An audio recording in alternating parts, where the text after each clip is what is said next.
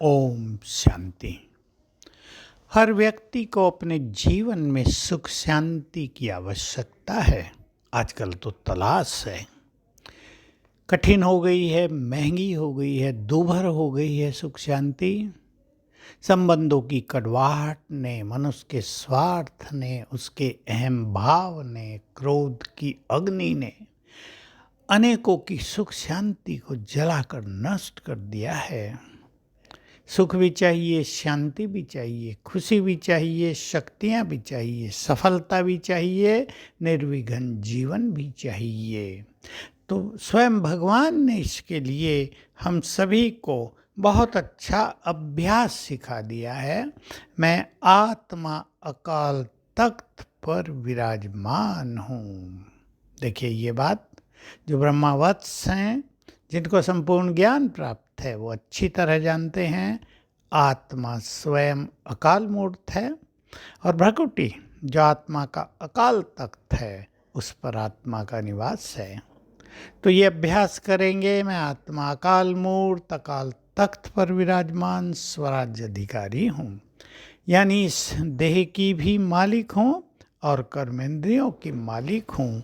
तो बाबा ने कहा यदि तुम्हें सुख शांति चाहिए तो ये अभ्यास करो। सारे दिन में हर घंटे में एक बार भी अभ्यास हो जाए तो, क्योंकि आत्मा शांत स्वरूप है, वो सुख स्वरूप है, उसकी ये दोनों स्थितियाँ बढ़ती जाएंगी और बड़ी चीज़ होगी, क्रोध शांत होगा, अहम शांत होगा, विषय विकारों को जीतने की ताकत आएगी, मन की स्पीड धीमी हो जाएगी, तो स्वतः ही चित्त शांत रहने लगेगा। और जब चित्त शांत होता है, उसमें एक बहुत बड़ा अलौकिक सुख है।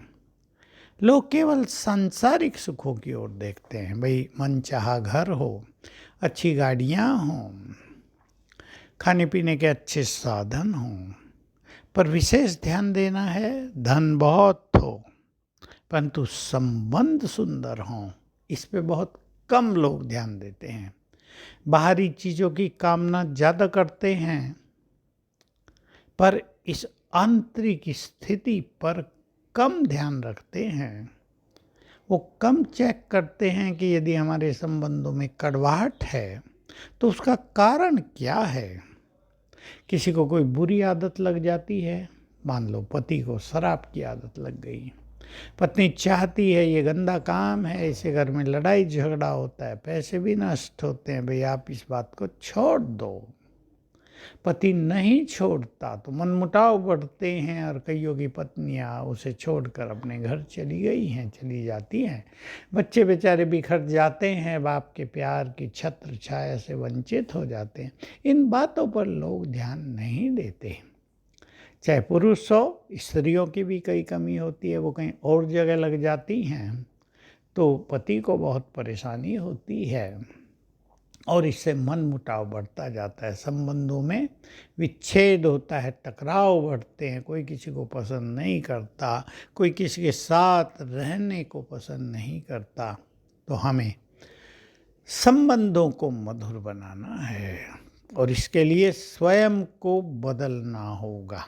एक लक्ष्य बना लें कि हमें अपने जीवन को खुशियों से भरना है, सुख शांति से भरना है। इसके लिए हमें कुछ छोड़ना पड़े, कहीं झुकना पड़े, अपनी बात को भी छोड़ना पड़े, अपनी अच्छी राय को भी छोड़ना पड़े।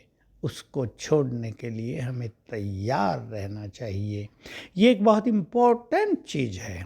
कहीं कहीं परिवारों में, संबंधों में सास बहू ननद भाभी के झगड़े बहुत चलते हैं।